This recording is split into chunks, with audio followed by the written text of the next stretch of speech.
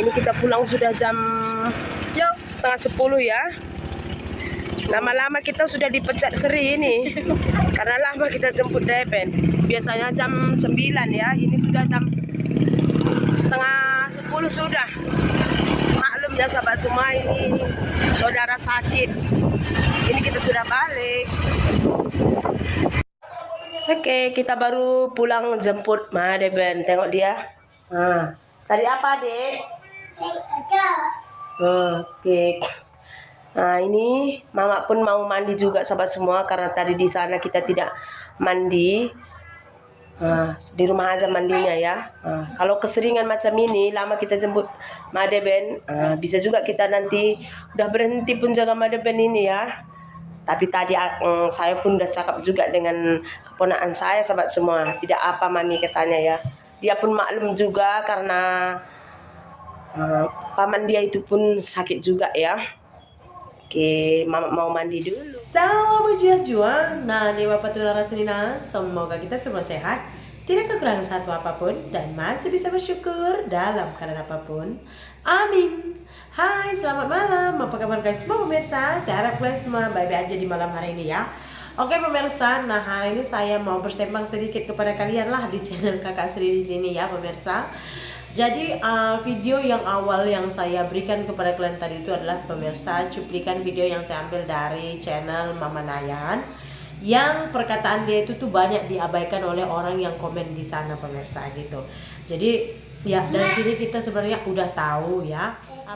Oke, jadi karena ya kebanyakan dari kalian memang banyak yang kebanyakan daripada yang komen yang macam kurang suka pada saya itu, kebanyakan mereka memang mengabaikan videonya gitu. Mereka hanya tengok tajuk udah gitu udah terus komen gitu ya kan. Jadi banyak sebenarnya komentar-komentar itu nggak ada kena mengena dengan video, nggak nyambung gitu pemirsa ya. Kenapa saya buat video ini? Karena ada banyak komentar yang ya macam yang saya cakap lah, baca tajuk langsung komen gitu. Terus ada juga komennya yang istilahnya tuh kecewa gitu ya kan sama Mama Nayan gitu. Jadi saya buatlah video ini pemirsa supaya jadi pembelajaran juga untuk kita. Kalau untuk saya tak masalah. Cuman kalau misalkan kita tuh mau istilahnya campur hal orang pun, ya sekurang-kurangnya kita harus tahu dulu permasalahannya. Kita harus pahami dulu apa masalah sebenarnya gitu, baru kita campur. Jangan kita campur las-las apa yang kita sampaikan tuh sebenarnya tak ada kena mengena gitu ya kan.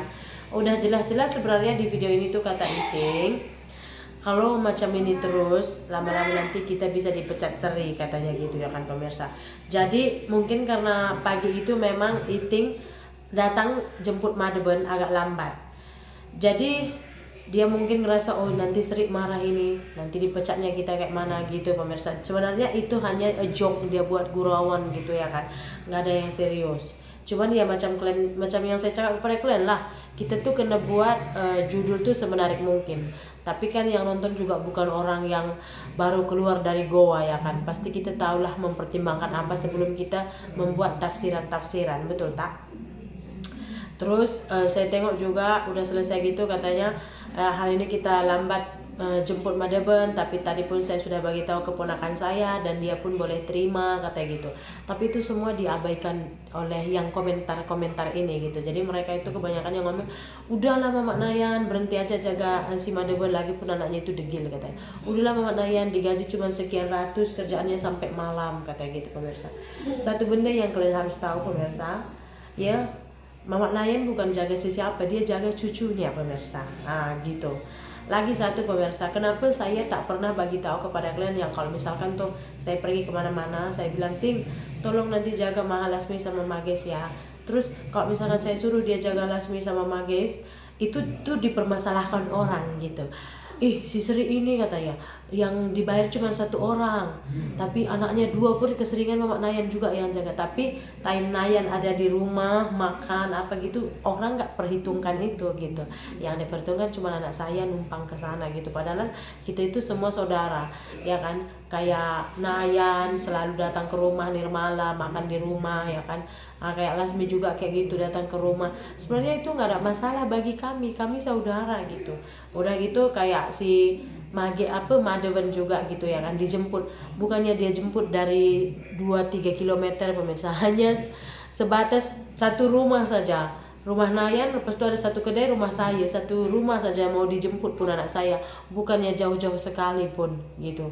Kalau tunggu saya ngantarnya juga, kalau itu nggak bisa dia WhatsApp saya, tolong antar Madewen ya, saya nggak bisa ya saya antar gitu pemirsa. Kadang-kadang ya kalau misalkan itu mau ada acara atau apa, nanti saya jemput Madewen siang ya pukul 1 atau pukul 2, saya ini sekarang mau pergi dulu sama Mece.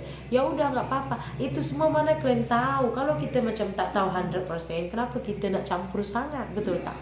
Terus macam kalian yang bilang udah berhenti aja ke kebun apa gitu ya kan, itu kalau bagi saya sih terserah Iting aja gitu. Kalau dia kata berhenti pun saya tak kisah sebenarnya pemirsa. Tuh anak saya juga udah besar, cuman macam yang saya cakap pemirsa, Mamak Nayan tuh dia start kawin sampailah suami dia meninggal, sampailah dia ya boleh dikatakan dia start dia start kerja jaga Madewen saja, dia tak pergi ke ladang pemirsa. Kalau tak dia tuh ke ladang gitu, udah puas lah gitu, nanam ini nanam itu. Toh sejauh mata saya memandang nggak ada juga perubahan, nggak ada terbeli apa-apa gitu. Kayak sekarang tuh bisa juga dia simpan-simpan duit, kejap lagi nak beli motor, simpan-simpan duit buat ini, boleh juga dia simpan-simpan duit gitu pemirsa, maksud saya sih. Jadi kalau misalkan kita nak, macam ada orang komen tuh udah berhenti aja rezeki ada di mana-mana, ya tak usahlah kita ajarlah, dia pun udah berpengalaman. Kalau dia rasa lebih untung ke ladang, ya pasti dia akan bilang udah saya rasa ini Madewen udah pandai, wah udah besar, udah bisa kamu jaga Mami ke ladang. Karena kalau misalkan jaga Madewen aja kayaknya nggak cukup, kayaknya bisa lah Mami Mece. Nggak ada yang disegan-segani di sini. Justru saya itu hormat sekali sama Iting. Kalau kadang-kadang Iting marah saya juga, tahu tak. Jadi kalau katakan Iting ini takut sekali sama Sri, mungkin nampak di video seperti itu. Karena apa? Karena saya orangnya itu memang apa-apa tuh saya ekspreskan aja di video ya kan, suara besar-besar, gelak-gelak gitu. Kalian pikir istri ini kayak menekan kalian, padahal tuh enggak. Sebenarnya kalau ikuti di adat saya itu kena hormat sekali sama Iting gitu. Tapi saya cakap apapun adat orang Karo kalian mana paham gitu, nggak usah terlalu jauh. Cuman begitu sajalah pemirsa, sedikit penjelasan dari saya lah ya kan. Saya tuh mau kalian kalaupun memang mengkritik saya, mau mengecam saya, kata-kata apapun lah gitu, sekurang-kurangnya ya biar sesuai dengan video, biar dia macam jangan macam kita orang macam kurang kerjaan gitu ya kan. Mau mengecam pun tak apa, mau memaki pun tak apa, tapi ya udah gitu.